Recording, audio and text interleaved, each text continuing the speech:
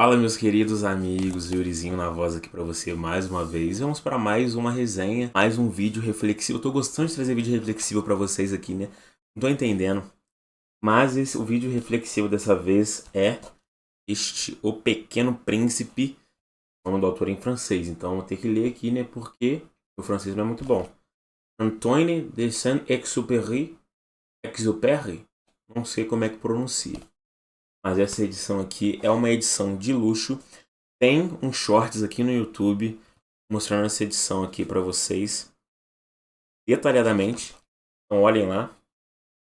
Mas é uma edição bem bonita, tá? De luxo, marcador dourado, parte douradas aqui. Então é bem interessante.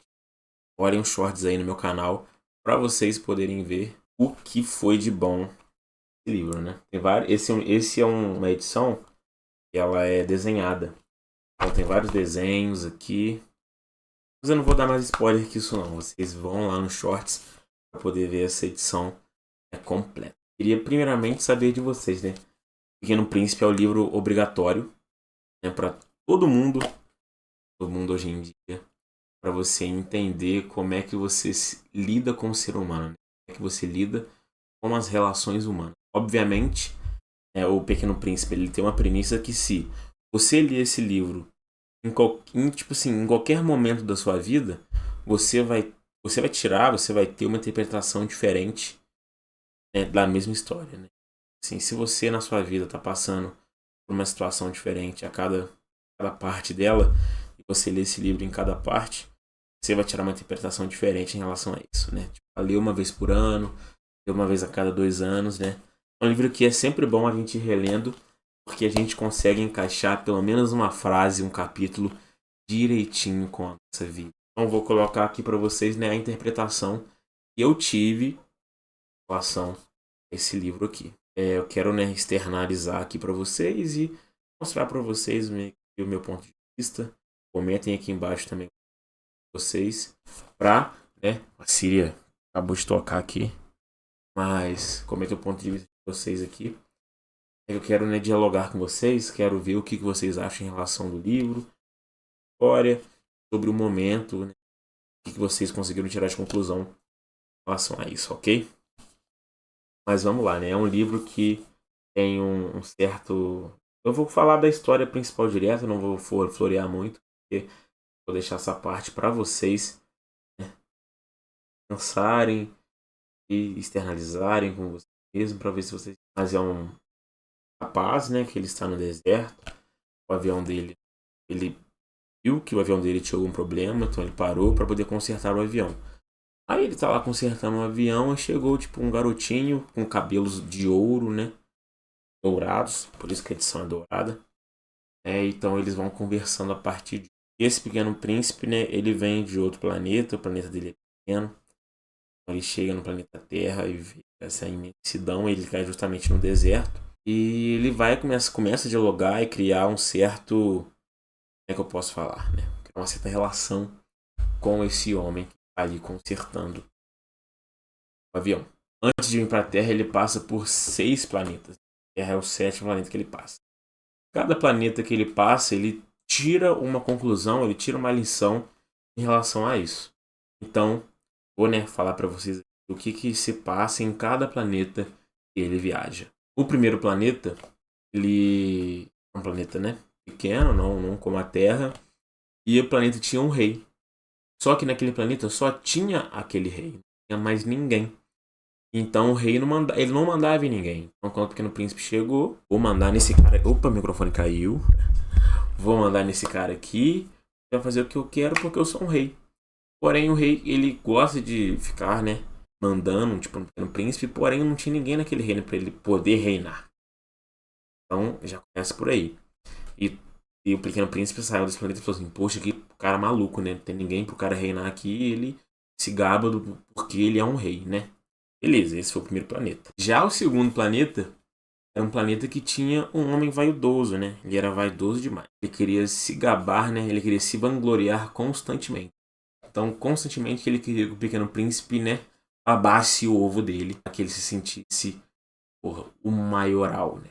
top dos top. Obviamente, o Pequeno Príncipe sai do planeta e fala, poxa, que planeta esquisito com esse cara esquisito. O terceiro planeta era um tanto quanto interessante, porque era um bêbado, era um alcoólatra que ele bebia, mas ele bebia porque ele tinha vergonha de beber, para poder esquecer que ele bebia. E, obviamente, o Pequeno Príncipe ele sai desse planeta, poxa, que cara maluco. O quarto planeta, ele era habitado por um homem de negócios. Só que, como ele era um homem de negócios, ele não tinha tempo para nada.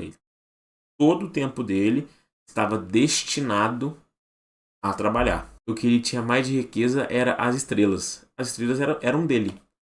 Só que o Pequeno Príncipe ia lá e questionava, poxa, mas por que as estrelas são suas se elas estão lá no universo? Né? Pode ser de qualquer uma. Não servia de nada ele ter as estrelas só para ele. Não podia usufruir de nada com aquela riqueza que ele tinha. Obviamente, o Pequeno Príncipe saiu de lá e falou, poxa, que cara esquisito. Já o quinto planeta era um planeta que o Pequeno Príncipe ele falou assim, poxa, é o primeiro planeta que eu vejo que o cara não pensa em si próprio. Por quê? Era um lampião. Então, era um lampião que ele apagava e desligava, né, a lamparina lá quando o dia ficava dia e a noite ficava noite. Só que o dia, né, e a noite nesse planeta durava 1 minuto. Então, ele não parava de trabalhar, ele trabalhava para sempre, para sempre. Então, era o único planeta que o Pequeno Príncipe falou assim, poxa, esse cara não pensa só nele, ele tá trabalhando em prol daquele planeta, sabe? Só que um ponto a levar em consideração é que o lampião desse planeta, ele queria descansar. Ele não conseguia descansar por quê? Porque o dia lá tem 1 minuto, então era só ele trabalhando. Ele trabalhava constantemente. O sexto planeta era um planeta 10 vezes maior do que os que ele já tinha passado antes. E nele lá tinha um geógrafo, né? O geógrafo, ele registrava no livro coisas estupendas que tinha naquele planeta. Né? Explorar para poder registrar. Então, mares, montanhas, coisas estupendas, não coisas supérfluas como um vulcão. Para ele, um vulcão era passageiro, né? Mas o mar não, o mar tá lá, então tem que explorar, não muda de lugar. O vulcão ele pode se tornar inativo, nunca mais entrar em erupção e acabou. Mas o mar, as montanhas não, as montanhas lá e o mar tá lá. Então ele só colocava coisas no livro, coisas supérfluas, só que ele não saía da cadeira. Porque quem que tinha que registrar para ele era o explorador que tinha que ir lá e falar para ele. Então ele tinha um pouco essa arrogância, vamos dizer assim, né? E logo depois que ele vai para a Terra, ele cai lá na Terra e começa a criar essa relação com o senhor lá que caiu do avião. E eles vão, né, conversando, vão trocando ideia. No planeta do Pequeno Príncipe, né, ele tinha vulcões inativos e vulcões ativos e uma única planta. E para ele, essa única planta era a única em todo o universo. Quando ele chegou aqui, ele viu que tinha um canteiro com milhares e milhares, centenas de milhares de plantas iguais. Poxa, que é isso? Né? Por que isso? E depois ele encontra a raposa. A raposa, né, que é a cena mais icônica assim, das interwebs. Ele começa a trocar ideia com a raposa. Por enquanto, a raposa não tá ali, né, dando muita moral para ele. Tá ali, né, meio que defensiva, vendo, porque a raposa caça galinha e a rapaziada também, né, caça a raposa, porque a raposa caça a galinha foi pro humano comer. Então, meio que eles vão ali conversando, vão, né, ganhando intimidade. E o que mais me cativou nesse livro, né, foi essa palavra. E a raposa falou pra ele, poxa, você ainda não me cativou para que eu goste de você. Porque quando a pessoa nos cativa, faz com que nós importamos com as pessoas, a gente tem um porquê para poder ajudar aquela pessoa. Um porquê para poder fazer algo em relação àquela pessoa, em torno daquela pessoa. Eu fiquei pensando nisso muitas e muitas vezes. O que acontece quando uma pessoa cativa você, né? Pode ser sua namorada, pode virar sua esposa, pode ser um amigo também. Por que que ele é seu amigo? Ele te cativou em algum momento. Por que que aquela pessoa é sua namorada? Ela te cativou. Então esse diálogo com a raposa é legal vocês lerem o livro para vocês terem esse pensamento frente do tempo. O que cativa vocês? Né? O que cativou vocês a fazer tal coisa? O que cativou vocês a estar com tal pessoa? A fazer tal trabalho? Você ama? Por que que você ama aquilo? Então é interessante a gente pensar e colocar na nossa vida. O que me cativa? O que me cativou para eu gostar da minha namorada? O que me cativou para eu gostar do meu amigo? O que me cativou para eu gostar do meu trabalho? O que me cativou para eu gostar da minha profissão, da minha faculdade. Então é interessante a gente colocar esse ponto, porque a gente consegue subverter várias coisas em relação ao que o nosso próprio consciente pensa e se realmente o que a gente está fazendo é certo. Quando a gente começa a pensar devagarinho, começa a colocar as coisas no papel, a gente vai tendo essa resposta aos poucos. Aos pouquinhos a gente vai tendo essa resposta.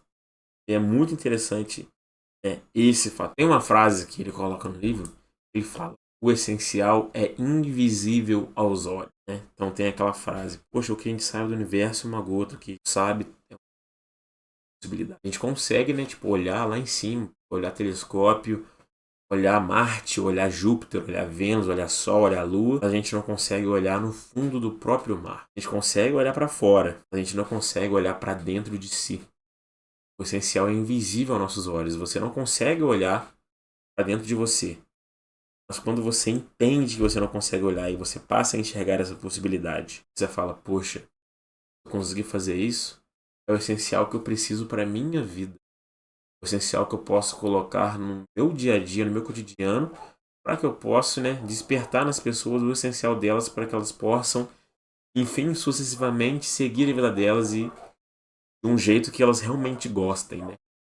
Então essa frase é completamente topíssima. E é interessante também o que ele coloca no livro em relação às crianças. Ele fala: poxa, quando uma criança ela tá brincando e vem um adulto e a criança fala: poxa, olha o desenho que eu fiz. O adulto nunca vai entender. O adulto às vezes não tem tempo e eles nem tem paciência. Porém, uma criança, ela consegue entender uma outra criança, porque o objetivo da criança é ser feliz, é brincar, é ser feliz. Então ela vai conseguir compreender uma outra criança. E criança realmente ela compreende o sentido da vida. E quando a pessoa chega na fase adulta, ela não consegue compreender. Ela tem vários afazeres, ela tem compromisso com aquilo, mas ela esquece de ser feliz, né? Então a gente acaba vivendo uma vida que às vezes é uma vida que a gente quer viver, uma vida que a gente está vivendo por pressão dos outros, uma vida que a gente está vivendo por pressão da sociedade, por pressão da mídia. Hoje em dia o mundo é globalizado, então as informações chegam rápido, obviamente, né? Tem mais pressão em cima da gente, mas é aquilo que a gente quer, aquilo que a gente viu, projetou alguma coisa que a gente tem interesse, mas não é aquilo que a gente quer. Mas pô, o cara tá fazendo, tá dando certo. Eu posso fazer. Mas é aquilo que você quer fazer? O que ele está fazendo? É aquilo que você quer fazer? Então a gente leva em consideração todos esses pontos. Então a criança já consegue enxergar o fato de aproveitar a vida. Nas pequenas coisas. Pequenas coisas. Às vezes a criança, você pode dar o brinquedo mais caro para ela, mas ela se diverte com o conduíte. Ela se diverte entrando na pia da cozinha, debaixo da pia da cozinha. E ela acha a maior graça nisso e ela realmente consegue se divertir com aquilo. Então é esses pontos que a gente tem que começar a pensar, começar a observar e falar: poxa, por que eu reclamo tanto da minha vida? Eu poderia reclamar tanto. Posso ser feliz nas pequenas coisas. E é nisso que faz a diferença. A questão é essa. Quando alguém nos cativa, quando a gente consegue ser feliz, quando a gente consegue olhar as pequenas coisas, ser feliz nas pequenas coisas, o mundo ele fica cada vez melhor dia após dia. Não só o mundo, mas principalmente você. Para você conseguir mudar o mundo, primeiramente você tem que mudar o seu. Não adianta, não vou fazer isso aqui porque não vai adiantar. Mas se todo mundo pensa assim, nunca vai para frente. Então você tem que começar a pensar em si mesmo, para depois você poder começar a tentar mudar alguma coisa que você já está mudado. E vai ficar mais fácil para você realizar a mudança futuramente. Então o mundo fica cada vez mais palpável para você trilhar o seu caminho. Se você conseguir mudar a si mesmo. Esse foi o ensinamento, né? Esse foi a reflexão que eu tive em relação a isso que eu consegui tirar desse livro. Talvez eu possa ter deixado passar alguma coisa. Talvez vocês que já leram, né? Várias e várias vezes, comentem aqui. Vocês entendem sobre esse livro. Então, deixem nos comentários. Gostei muito desse livro, cara. Muito bom. Com certeza vou reler esse livro aqui várias e várias vezes. Então comentem aí, deixem nos comentários. E vamos trocar ideia, né? Vamos dialogar na comunidade. Vou postar lá na comunidade pra gente conversar. entre si. É isso. Beijo, até o próximo vídeo e tchauzinho.